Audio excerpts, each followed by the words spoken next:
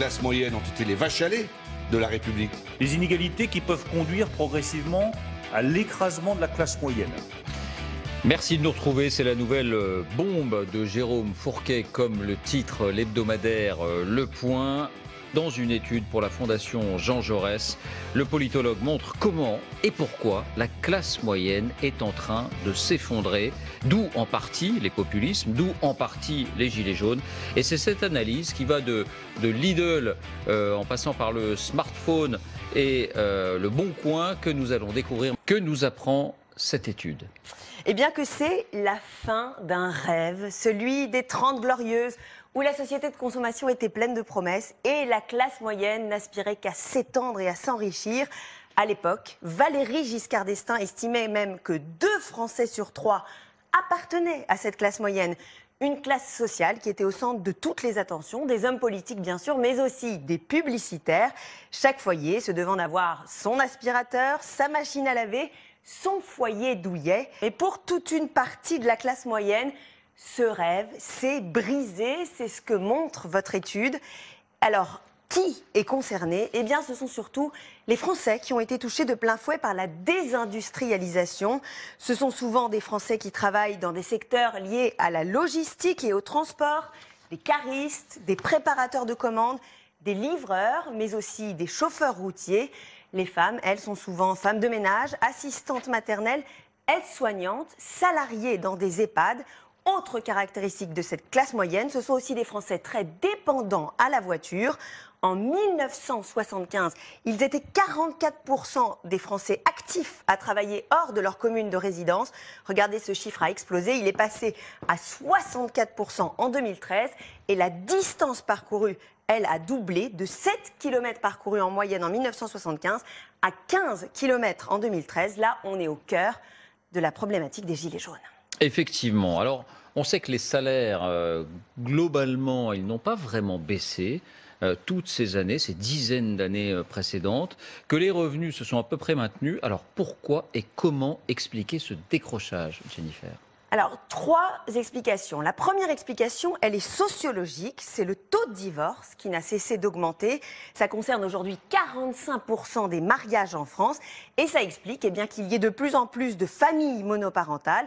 Ce sont souvent des femmes seules. Et l'INSEE a montré qu'un tiers d'entre elles vivaient sous le seuil de pauvreté. Oui, je vous interromps parce qu'un divorce, ce sont 2 maisons, 2 voitures, 2 équipements électroménagers, bref, tout est multiplié par 2 pour un revenu qui, par définition, reste à peu près le même. Et parfois, pour les femmes, pas de pension alimentaire versée. Et parfois, la question des pensions alimentaires. La deuxième raison, Jennifer. Eh bien, la deuxième explication, ce sont les nouvelles technologies. Ce sont nos standards de consommation qui ont beaucoup changé et qui n'ont cessé de s'élever, avec notamment les télés à écran plat, les ordinateurs, mais surtout les smartphones.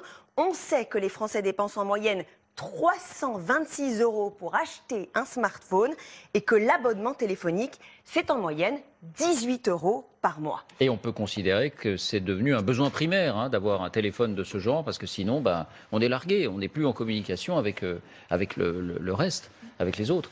Jennifer, la troisième raison. La troisième raison, eh bien, c'est le marketing, la dictature des marques. Vous citez notamment en exemple les émissions de rénovation d'appartements comme celle de Stéphane Plaza, qui cartonne à la télé et qui consiste à redécorer sa maison. Eh bien, ce sont souvent des cadres supérieurs qui participent à ces émissions et le prix moyen des logements présentés s'établit à 350 000 €. Pour vous, ces émissions excluent donc toute une partie des Français et nourrissent un sentiment de déclassement, de paupérisation chez les classes moyennes les plus modestes. C'est ça, et c'est ça qui est passionnant dans cette étude, c'est qu'effectivement, au-delà du revenu lui-même et des données objectives, on est beaucoup dans la psychologie, de la psychosociologie, c'est-à-dire on se compare aux autres, on veut en être, et ça nourrit un sentiment de déclassement quand on ne peut pas en être. Et cette classe moyenne en difficulté, ce que montre aussi votre étude, Jérôme, Jennifer, c'est que du coup, elle vit dans une sorte de monde parallèle de consommation. Et là, c'est assez frappant, les informations données. Oui, en fait, il y a 40 ans, on consommait tous à peu près pareil. C'était l'autoroute de la consommation avec des hypermarchés comme Carrefour, Auchan, Monoprix, Leclerc. Mais pour beaucoup de Français aujourd'hui, ces hypermarchés sont devenus des magasins de luxe. Et oui, des magasins de luxe. Et les Français développent des circuits secondaires de consommation, avec notamment des enseignes hard discount comme Lidl ou Netto. Désormais, toute une partie de la classe moyenne fait ses courses dans ces enseignes à bas prix qui se sont implantés dans le paysage français. Autre exemple, ce sont les magasins Jiffy, des magasins low cost de décoration d'intérieur qui se multiplient comme des petits pains. Regardez, il n'y avait qu'un magasin Jiffy en France en 1981. En 2016, il y en avait 427. De plus en plus de Français se rendent aussi dans les magasins de déstockage ou de vente de produits d'occasion, comme Stockomanie, Cash Converter ou encore Nose Déstockeur. En manière de voiture aussi, eh bien, les modes de consommation changent. Le succès foudroyant de Dacia en témoigne, avec des modèles comme la Logan, le Sandero ou le Duster, autour de 10 000 € à l'achat. Les ventes annuelles de Dacia ont été multipliées par 14 en France entre 2005 et 2018. Enfin, il existe un site internet qui résume à lui seul cette nouvelle économie de la débrouille. C'est Le Bon Coin. Ce site de petites annonces facilite les ventes de seconde main. Et c'est très frappant, mais votre étude montre qu'on peut établir un lien très solide entre le niveau d'adhésion au mouvement des Gilets jaunes et la fréquentation du site du Bon Coin. 67% des Français qui se sentent Gilets jaunes et qui ont participé aux actions se rendent souvent sur Le Bon Coin. C'est un peu moins, 42% pour les Français qui n'ont pas participé aux actions, mais qui ont affiché un gilet jaune sur leur pare-brise. Cette proportion tombe même à 34% pour les Français qui ne sont que solidaires avec le mouvement. Quant aux Français qui ne se sentent pas gilets jaunes, eux ne sont que 30% à aller sur Le Bon Coin. Et voilà d'ailleurs, d'après vous, le nouveau clivage qui partage la France. D'un côté, Le Bon Coin, on l'a vu, site préféré des Gilets jaunes, qui incarne la proximité, l'entraide et la débrouille. De l'autre, Amazon, ennemi des Gilets jaunes, qui incarne la ville, les bobos et les nantis. Amazon, d'ailleurs, qui avait cristallisé les colères pendant la crise des Gilets jaunes. Rappelez-vous notamment le 22 décembre, il y avait eu une action commando contre la plateforme Amazon de Montélimar, mais aussi le 16 février à Toulouse. Ce n'est pas un hasard non plus si les Gilets jaunes ont souvent bloqué des hypermarchés, comme sur ces images. Enfin, on va souligner le dernier point inquiétant de votre étude, en guise de conclusion, c'est que les Français sont de plus en plus endettés. Voilà ces statistiques de la Banque de France. Les crédits à la consommation se sont multipliés en l'espace de 25 ans. Attendez. 57 milliards. 57 milliards, voilà. Milliards, pardon. Et c'est 180 795 milliards en 2018. L'endettement apparaît souvent comme le dernier recours, quand même l'économie de la débrouille a atteint ses limites. C'est ça, on est passé de 57 à 180. Merci Jennifer. Alors c'est assez fascinant de mesurer les évolutions politiques rapportées à la fréquentation du site Le Bon Coin, mais il y a plein d'exemples comme ça dans ce rapport globalement. Jérôme Fourquet, est-ce que vous pensez que ces évolutions expliquent la crise sociale dans laquelle on est, les gilets jaunes, voire les populismes? Une partie. Alors attention, c'est pas toute la classe moyenne qui a explosé. Si on prend une métaphore, une image de cyclisme, c'est comme si le rythme du peloton s'était accéléré et que la fin du peloton était en train de décrocher. Or, c'est problématique parce que dans une société comme la nôtre, qui est devenue une société de consommation, la capacité d'acheter et ce que nous achetons vous définit. Et donc, ça, c'est incroyable. Si, vous l'avez entendu sur les ronds-points, des gens vous dire « je travaille et ma femme également, mais on ne peut plus partir en vacances. Je ne peux plus m'offrir un petit extra. On ne peut plus aller au cinéma ou emmener les enfants au restaurant. » Et tous ces petits extras, cette capacité à partir en vacances, signent le degré d'intégration à la classe moyenne. Et pour ces Français qui travaillent et qui regardent ceux qui bénéficient des minima sociaux, qu'ils appellent les cassos, les cas sociaux, eh bien si on ne peut plus acheter cela, accéder à cela, ça veut dire qu'on est en train de tomber, on est en train de chuter. Alors c'est pas toute la classe moyenne, mais c'est une bonne partie. Les 30 Glorieuses, c'est l'historien et sociologue Henri Mandras qui l'explique, avait permis, avec la société de consommation, le modèle fordiste, l'industrialisation du pays, d'arrimer à la classe moyenne toute une partie des catégories populaires. Et cet arrimage se faisait sur le mode de la consommation. Tout le monde allait dans la grande surface. Et progressivement, une partie, le bas de la classe moyenne, les segments les plus fragilisés, alors pas simplement pour des raisons économiques, on a parlé des femmes, des mères célibataires, on a parlé des gens qui sont de plus en plus dépendants de la voiture, donc les dépenses contraintes augmentent. Vous avez des segments du bas de cette classe moyenne qui sont en train de décrocher et qui le ressentent extrêmement douloureusement. Beaucoup vous disent, enfant, j'allais tous les étés en vacances avec mes parents, moi aujourd'hui, je ne peux plus emmener les miens. Que s'est-il passé? Et ce qui s'est passé, c'est que beaucoup d'emplois industriels où il y avait un taux de syndicalisation assez élevé, des gains de productivité qui permettaient des hausses de salaire, ont été remplacés par des emplois assez peu qualifiés, assez peu rémunérés dans les secteurs qu'on a évoqués tout à l'heure, qui ne permettent plus aujourd'hui objectivement, non pas de vivre, mais d'accéder aux standards, au way of life de la classe moyenne française. Mais ce qui est intéressant, c'est ça qui crispe les choses. Alors on va parler des smartphones, vous pourrez parler de l'équipement de la maison, la cuisine américaine, parler des 2 voitures, etc., etc. On peut multiplier les exemples et ce reste à vivre, une fois que toutes les dépenses contraintes ont été payées, a fondu comme neige au soleil. Le lot des dépenses contraintes a beaucoup évolué, il a beaucoup augmenté. Effectivement, l'électronique, les 2 voitures quand il y a des divorces et le reste. Mais ce qui est frappant dans votre étude, c'est que finalement, on a l'impression que la consommation, malgré tout, est devenue presque parfois un fétichisme des marques. C'est-à-dire, si on n'est pas accès à certaines des marques, eh bien, on n'est rien du tout. Et ça nous a rappelé, mais je voulais vous demander votre avis, ces images de janvier 2018, qu'on a presque oubliées. C'était, vous savez, la ruée vers le Nutella. Il existe bien sûr des pâtes à tartiner beaucoup moins chères que le Nutella, qui est une marque assez prestigieuse. Et là, on a vu des gens qui étaient prêts à se battre parce qu'il y avait une promotion importante sur le Nutella. Est-ce qu'on est là dans le syndrome que vous décrivez? Tout à fait. Et alors, le Nutella, c'est un exemple tout à fait parlant parce que le fétichisme des marques dont vous parliez, il est d'autant plus manifeste quand il s'agit de biens destinés à ses enfants. C'est-à-dire que si je ne peux pas acheter les Nike qui vont bien à mes enfants ou leur offrir pour 4 heures le Nutella, eh bien, quelque part, je manque à mes devoirs de bons parents dans une société de consommation. Vous faisiez référence à mon livre, L'archipel français, tout à l'heure, sur les évolutions historiques.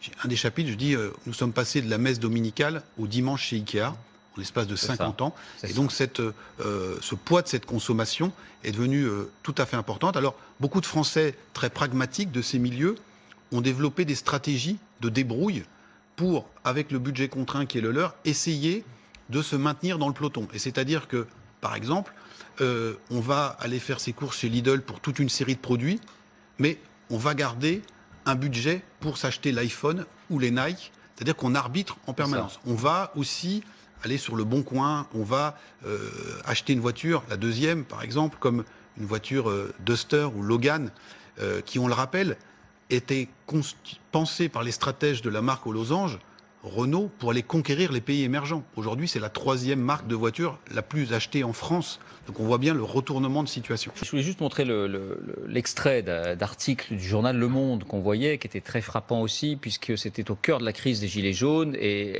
le journaliste du Monde était allé voir une famille, Arnaud et Jessica. Et puis, on détaillait les revenus de cette famille, 2 700 €. On voyait leurs besoins. Et finalement... Et l'homme était cariste. Voilà, exactement. Donc ça correspondait à presque votre portrait robot. Et la maman disait finalement, les enfants sont tellement méchants entre eux, s'ils ont des sous-marques, j'ai pas envie que leurs copains se moquent, et puis c'est mieux pour l'image. Autrement dit, cette famille se serrait la ceinture, cette famille manquait pour acheter des marques pour ses enfants. Ça avait provoqué une grosse polémique, beaucoup de courriers des lecteurs pour le journal Le Monde, et puis une contre-polémique, mais comment, mais si tout le monde a droit aux marques. On a presque l'impression que ça peut être sans fin. Parce que le standard de consommation, avec le marketing, la publicité, il va toujours être plus élevé et il va en falloir toujours plus. Si on n'a pas un sac Chanel, si on n'a pas, on va se considérer comme déclassé aussi. Vous voyez, on retombe sur des questions plus politiques, mais sur la question du pouvoir d'achat. Quand le gouvernement dit on va lâcher 300 € de pouvoir d'achat en baissant les impôts, vous voyez que, alors c'est toujours bienvenu pour des familles qui sont juste au niveau juste au-dessus du niveau de flottaison, mais voilà, le mode productif et le mode de consommation nous fait apparaître de nouveaux besoins. Presque une aliénation de la consommation. Regardez par exemple aussi ce qui s'est passé dans le domaine des vacances ou des loisirs. 30% aujourd'hui des places de camping sont occupées par des mobil-homes. Et donc pour toute cette France-là qui partait en vacances souvent en caravane ou en tente, le ticket d'entrée dans le camping, alors bien évidemment la prestation proposée est de meilleure qualité, mais le ticket est beaucoup plus cher. Et donc tout cela a été rehaussé de manière permanente, de manière plus ou moins volontaire. Et peut provoquer ce sentiment de... Et voilà, pas de toute la classe moyenne, mais d'une partie de cette classe moyenne qui dit on ne peut plus suivre. Appliqué à l'offre politique aujourd'hui, il y a une quête des partis politiques de coller maintenant à cette nouvelle sociologie. C'est ça qui est intéressant. Et on retrouve ce clivage insider-outsider ou enraciné-déraciné, c'est les termes un peu génériques qu'on retrouve dans votre enquête, dans l'affrontement actuel politique entre le Rassemblement retrouve national et la République en En marche. partie, vous voyez, je parlais du Bon Coin tout à l'heure versus Amazon. Oui. Le Bon Coin, tout est dans le titre déjà, c'est-à-dire... C'est le localisme. C'est le localisme Mmh. que Marine Le Pen a mis au cœur de sa campagne. Quand Lidl, aujourd'hui, sort du strict couloir du hard discount pour faire toute une campagne de promotion à la télé, mais aussi au Salon de l'Agriculture, en disant nous fournissons d'abord et avant tout chez des producteurs locaux.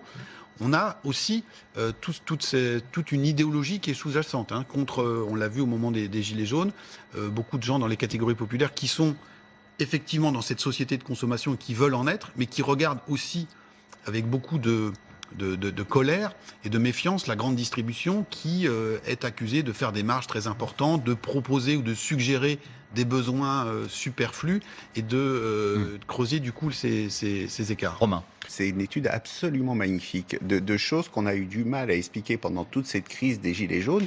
En fait, on a été pollué par les vieux discours de Poutou, les vieux discours de Besancenot, les vieux discours de Mélenchon et d'Alexis Corbière qui ont essayé de nous faire croire à un immense mouvement social. Alors qu'en fait, au départ, mais vraiment au tout démarrage, les motards en colère et l'augmentation de Les prix du l'essence carburant. font que des consommateurs deviennent en colère en disant et c'était Ingrid Levavasseur qui dit à votre émission, il me reste 20 € à vivre, pour vivre une fois toutes les dépenses contraintes. Donc qu'est-ce que je peux faire pour faire plaisir à mes enfants, pour la marque, pour autre chose, Nutella ou des vacances.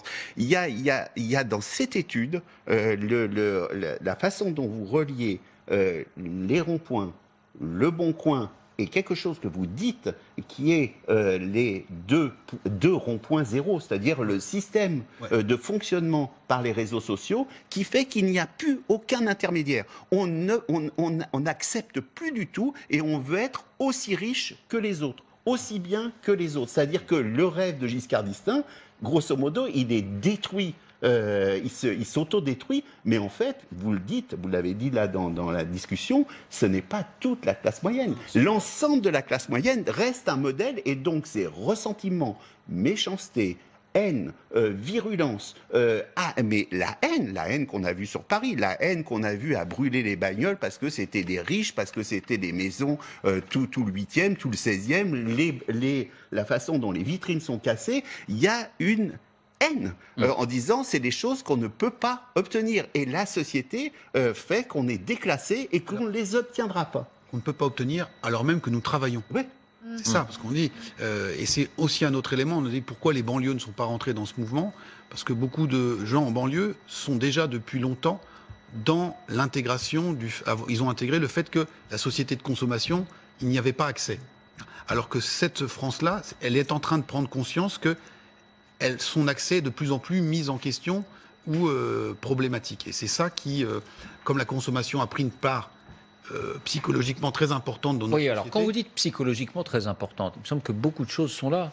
bien sûr, Qu'elle n'a pas pris une part excessive. Enfin, je ne sais pas si c'est sur ce terrain. Je suis tout à fait d'accord, beaucoup de choses sont là et ça dévoile un peu la logique perverse de la société de consommation à 3 niveaux, parce qu'en effet c'est sans fin. Il y a une première phase, on voit bien, d'homogénéisation dans ces 30 glorieuses, où pour vendre en masse, il faut que les comportements d'acquisition soient homogénéisés. Puis une fois que ça patine, il faut passer à l'étape suivante qui consiste à segmenter par catégorie de consommateurs et à rehausser les standards pour donner envie, pour attiser le désir encore plus. Donc en effet, psychologiquement, c'est sans fin, parce que aussi la société de consommation joue sur le désir, sur l'envie à satisfaire, que ça encourage donc des comportements individualistes qui ne vont faire qu'aggraver le problème, CF, le divorce de masse qui engage ces situations de pauvreté, et parce que enfin, ça provoque une inversion des valeurs où le futile devient très important. Et quand je dis ça, c'est pas méprisant, c'est important en vrai pour les gens d'acheter des marques à leurs enfants. Et c'est important en vrai que les enfants, on se moque pas d'eux à l'école. Mais il y a quand même quelque chose de totalement absurde. Et on se souvient, pardon Julie, je vous complète, de la fameuse phrase de Jacques Séguéla, si on n'a pas une Rolex à 50 ans, c'est qu'on a loupé sa vie. Pour essayer de trouver quand même une lueur d'espoir dans tout ça, Est-ce que vous avez réfléchi du coup au succès des thématiques écologiques et de décroissance dans un tel contexte? La prise sur beaucoup de gens de ces thématiques, est-ce que ça pourrait pas s'expliquer aussi par le fait que finalement je remplace ce qui m'est impossible de consommer par un choix militant, volontaire, assumé, et que je ne peux pas me l'offrir, mais en fait ça devient ma volonté que d'être dans la décroissance. Ça pourrait redonner de la fierté à des gens qui se sentent meurtris. Alors vous avez raison, on a parlé du localisme de Marine Le Pen, mais il y a aussi le versant écologique ou écologiste qui peut être mis en action, qui se retrouve déjà dans une partie de cette population. Le fait d'aller sur le Bon Coin, c'est acheter à pas cher ou se faire un peu d'argent en revendant des produits dont on n'a plus l'usage, des objets dont on n'a plus l'usage, mais c'est aussi leur donner une seconde vie. De la même façon, dans les entretiens qu'on a pu mener sur des gens de milieux modestes qui fréquentent le hard discount et des enseignes comme Lidl nous disent le juste prix pour le bon produit, ils aussi, c'est des endroits où vous n'avez pas 50 références de yaourts différents, vous en avez une dizaine parce que ça suffit bien et il faut peut-être retrouver un petit peu de bon sens, le bon coin, le bon sens, donc il y a un peu de ça. Donc il y a une bataille qui peut s'engager politiquement entre du chemin à faire encore, les écologistes et Rassemblement national sur cette idée d'économie circulaire, relocalisée. Vous parlez bien sûr de l'arrivée de la grande distribution. La grande distribution était aussi un facteur de transformation de l'urbanisme, à la fois subi, mais dans un premier temps choisi et assumé par ceux qui l'ont accompagné, ou que ce soit les promoteurs ou les consommateurs, qui a conduit à s'installer loin des centres-villes et à faire de la grande surface finalement le seul pôle de sociabilité de la semaine. C'est-à-dire qu'on a quitté la proximité qui crée du lien social et même de la mixité sociale, parce que même si bien sûr il y a un quartier plutôt typé socialement, voilà, on y croise des gens parce qu'il y a l'école d'un côté, il y a le commerçant de l'autre, il y a l'immeuble, etc. Donc il y a ce lien qui existait. Et au nom d'une logique marchande, etc., on a construit cette grande distribution en périphérie des villes, qui a fait fuir les gens, et qui a créé aussi de l'anonymat. Pardon Guillaume, comment on sort de ce cercle vicieux ? D'abord, je pense qu'il y a une logique, et ça qui relève de la puissance publique, de retravailler sur l'urbanisme. Je suis convaincu que l'urbanisme est une des grandes clés pour retisser du lien social, pour remettre un peu d'humanité tout simplement dans les villes et donc dans la société. Et vous parliez du fait que les banlieues, que certains des quartiers dits de banlieue, n'aient pas embrayé dans le mouvement des Gilets jaunes. Peut-être, alors il faudrait creuser aussi, mais peut-être aussi parce que se sont mis en place dans ces quartiers-là des visions de substitution, alors, qui sont critiquées parce que ça pose des problèmes en termes de laïcité, en termes de communautarisme, etc., mais qui malgré tout sont une véritable offre alternative au sein de laquelle des populations trouvent... Le communautarisme religieux. Mais enfin, en tout cas, trouvent un équilibre de vie, trouvent un mode de vie qui permet de pallier le vide créé par la société de consommation. Oui. Yael ? Une remarque aussi qu'on peut tirer de votre étude, elle le dit en filigrane. On comprend mieux pourquoi il n'y a pas de débouché politique aujourd'hui aux Gilets jaunes, parce qu'on est dans une société de consommation où chacun va chercher sa consommation, son identité, son statut. Et quelque part, on a vu le délitement progressif du mouvement des Gilets jaunes, où à la fin, c'était un mélange entre moi je veux du pouvoir d'achat, non moi je veux un RIC, non moi je veux ça, non moi je veux ci. Et donc à la fin, on a quoi, 2 listes, 3 listes Sur le débouché politique, ce qui est intéressant aussi, c'est le fait que ce mouvement qui s'est construit sur une revendication de pouvoir d'achat ne s'est jamais tourné contre le patronat. Là aussi, c'est une rupture majeure avec notre contre l'entreprise. C'était contre l'État et les pouvoirs publics et via la pression fiscale, en disant moi mon reste à vivre, il est énormément amputé par la pression fiscale, directe ou indirecte, sur les cigarettes, sur l'essence et les impôts. Mais il est venu à aucun gilet jaune l'idée de dire mais peut-être si on était plus payé, on aurait plus de reste à vivre. Et donc vous voyez que par exemple les permanences du MEDEF ont été très laissés à l'écart dans toutes les villes de province où il y a eu des mouvements. Parce que le syndicat est absent même de ce syndicat est absent comme si aussi ces gilets jaunes et le bas de cette classe moyenne avaient intégré dans les métiers qui sont les leurs qu'il n'y avait plus de hausse de salaire possible. En disant on est dans des petites entreprises, je suis chauffeur routier, mon patron il se débat comme il peut pour aller chercher les marchés, je suis femme de ménage dans une collectivité locale, il y a une grille, et donc on ne peut pas avoir. Et donc aujourd'hui, comment je fais ? Soit c'est l'économie de la débrouille, on n'a pas parlé que l'essor de l'auto-entrepreneuriat, qui est célébré par le gouvernement comme les prémices de la Startup Nation. Moi, je pense que c'est beaucoup de gens qui se créent leur job parce qu'ils en ont pas, ou qui cumulent un job auto-entrepreneur avec un temps partiel à côté. Donc, soit on fait ça, soit on fait du bon coin pour essayer d'avoir des compléments de revenus, mais on ne remet même plus en cause. Et donc là aussi, on est en rupture avec l'histoire ancienne de notre pays, celle du mouvement ouvrier. Le chômage a disparu des écrans radars de la campagne. On parle que de pouvoir d'achat, mon pouvoir d'achat. Vous prenez l'historien M. Cirinelli qui a travaillé sur justement les années des 30 Glorieuses qui ont transformé la France. Il dit, avant les 30 Glorieuses, on était dans une société du bonheur différé.